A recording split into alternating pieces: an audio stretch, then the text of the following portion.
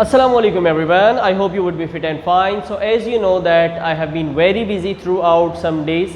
So today I have come along with a new topic, and our today's topic is about preposition of time.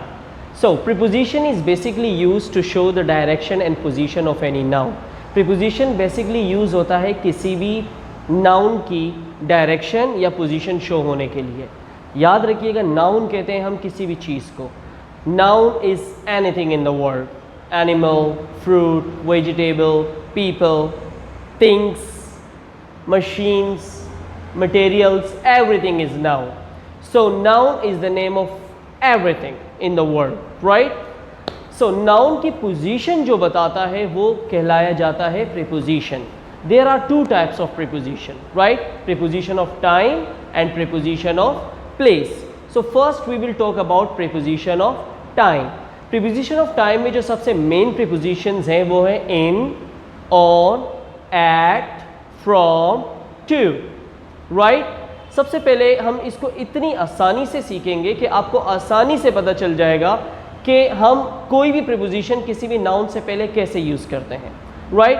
याद रखिएगा कि जब हम बात करते हैं कोई longer version of time की, यानी कि लंबे अरसे के टाइम की, एक दिन से ज़्यादा के टाइम की, जैसे वीक होता है, जैसे मंथ होता है, जैसे ईयर होता है, जैसे सीज़न होता है, उससे पहले हम इन यूज़ करते हैं, राइट? जैसे अगर 2006 है तो उससे पहले हम प्रीपोजिशन इन यूज़ करेंगे. अगर जनवरी, फरवरी, मार्च किसी मंथ की बात हो रही है तो हम इन यूज़ करेंगे. इसी तरह अगर समर, विंटर, ऑटम, स्प्रिंग किसी भी सीज़न की बात हो रही है, सीज़न भी जाहिर सी बात है एक दिन से ज़्यादा का टाइम होता है, तो हम वहाँ भी इन यूज़ करेंगे. In summer, in winter, in autumn, right? ये बोर्ड पे हम आसानी से सीख जाएंगे, but first you have to understand them very well, right? For speaking English आपको अंडरस्टैंड करना बहुत ज़रूरी है. अच्छा जी, इसी के बाद जब हम ऑन की बात करते हैं तो ऑन सिर्फ डेज के साथ यूज़ होते हैं, जैसे on Sunday, on Monday, on Tuesday.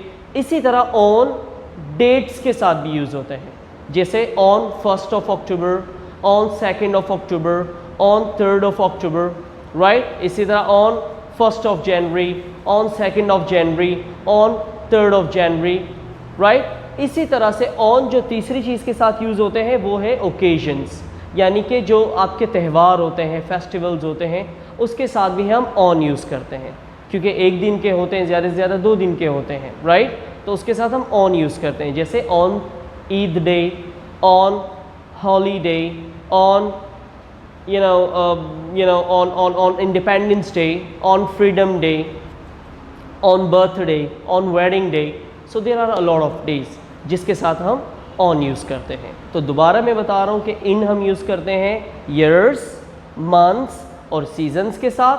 On हम यूज़ करते हैं डेज, डेट्स एंड ओकेजन्स के साथ, राइट? फिर बात आती है एट की, प्रीपोजिशन एट. एट हम यूज़ करते हैं क्लॉक टाइम के साथ. तो जब भी हम क्लॉक टाइम की बात करते हैं वहाँ पर हम एट यूज़ करते हैं, जैसे at 10 o'clock, at 7 o'clock, at 9 o'clock, at 4 o'clock, at 3:30. तो क्लॉक टाइम से पहले हम प्रीपोजिशन एट यूज़ करेंगे, राइट? अच्छा, प्रीपोजिशन फ्रॉम. फ्रॉम हम यूज़ करते हैं किसी भी स्टार्टिंग टाइम के साथ. कहीं भी जब हम स्टार्टिंग टाइम की बात करते हैं तो हम फ्रॉम यूज़ करते हैं, और टू हम यूज़ करते हैं एंडिंग टाइम के साथ. तो जहाँ भी हम एंडिंग टाइम की बात करेंगे वहाँ हम टू यूज़ करेंगे. जैसे अगर मैं ये कहूँ कि यार मैं मंडे से फ्राइडे, तो स्टार्टिंग टाइम क्या है? मंडे है, और एंडिंग टाइम क्या है? फ्राइडे तक लेक्चर्स देता हूँ. So I give lectures from Monday to Friday, right? अच्छा जी, मैं 8 बजे से 10 बजे तक पढ़ता हूँ, राइट? तो स्टार्टिंग टाइम क्या है? 8 बजे है, एंडिंग टाइम क्या है? 10 बजे है. So I study from 8 o'clock to 10 o'clock, राइट? तो स्टार्टिंग के साथ हम फ्रॉम लगाते हैं और एंडिंग टाइम के साथ हम टू लगाते हैं. अब चलें बोर्ड की तरफ चलते हैं ताकि आपको ये आसान हो जाए मज़ीद. Now come towards the board. Alright, so coming towards the board, now C.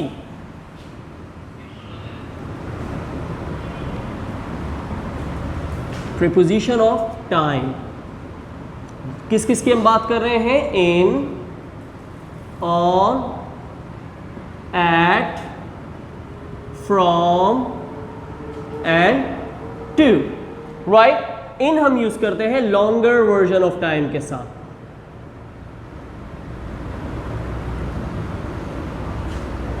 longer version of time. Fine.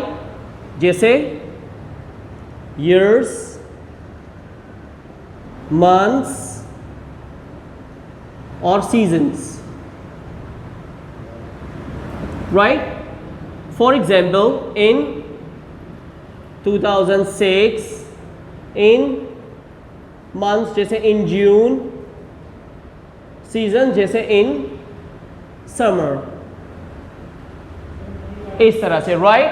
उसके बाद हम on यूज करते हैं shorter version of time के साथ.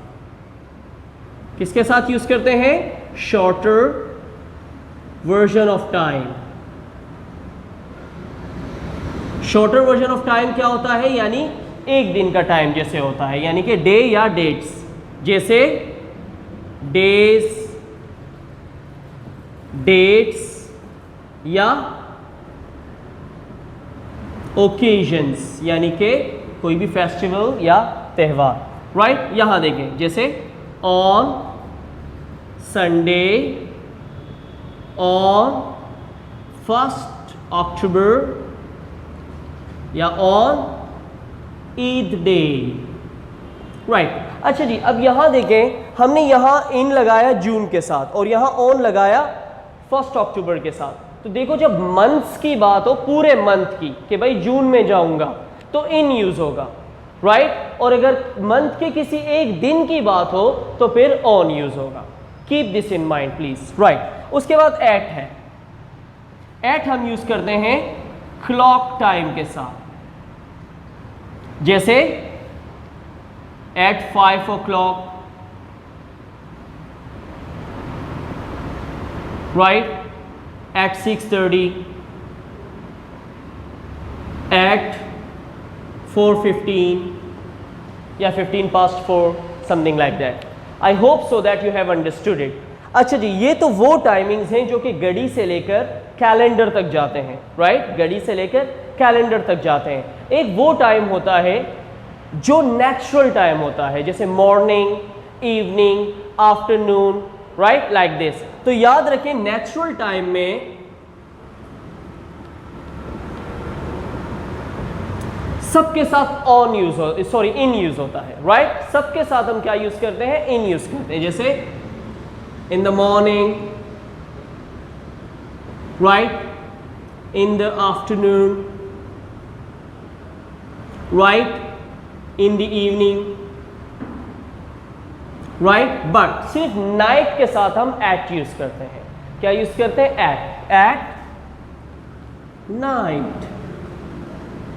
इसी तरह मिड जिसके साथ लग जाता है, जैसे एट आफ्टरनून है, एट मिड आफ्टरनून. जैसे इन क्या है? इन द आफ्टरनून है. अगर दोबारा बता रहा हूं, देखो, नेचुरल टाइम में मॉर्निंग, इवनिंग, आफ्टरनून सबके साथ इन यूज होता है, सिर्फ नाइट के साथ एट यूज होता है. इसके अलावा अगर बात हो रही हो मिड की, जैसे मिड इवनिंग, मिड मॉर्निंग या मिड आफ्टरनून, मिड नाइट, उन सब के साथ फिर हम एट यूज करते हैं. जहां मिड आ जाएगा, मिड बिल्कुल बीच, मिड का मतलब होता है बीच, तो जहां मिड आ जाएगा वहां मिड से पहले हम एट लगाएंगे, इन नहीं लगाएंगे. So I hope so that you have understood preposition of time, which is very easy. Now you have to just keep one thing in mind, that whenever we talk about longer version of time, you should use in. जब longer version of time है, आपको अंदाज़ा हो रहा है कि यार ये साल की बात है, मंथ की बात है या पूरे एक सीज़न की बात है, तो आप इन यूज़ करें. अगर शॉर्टर वर्जन ऑफ टाइम है, जैसे दिन है, तारीख है या कोई ख़ास एक दिन दो का त्यौहार है, तो वहाँ पर आप ऑन यूज़ करें. क्लॉक टाइम के साथ आप एट यूज़ करें. So I hope so that you have understood it. So now another day we will come along with a new lecture. Till then, Allah Hafiz, take care, bye bye, hasta la vista. Thank you.